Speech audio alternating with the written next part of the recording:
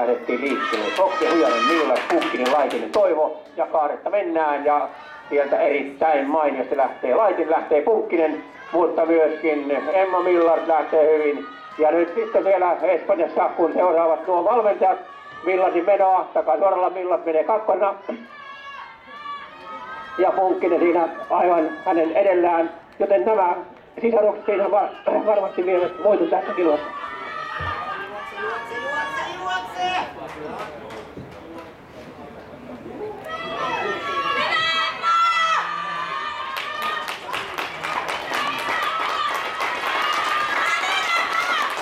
Ja näin tullaan. Haudukkaasti.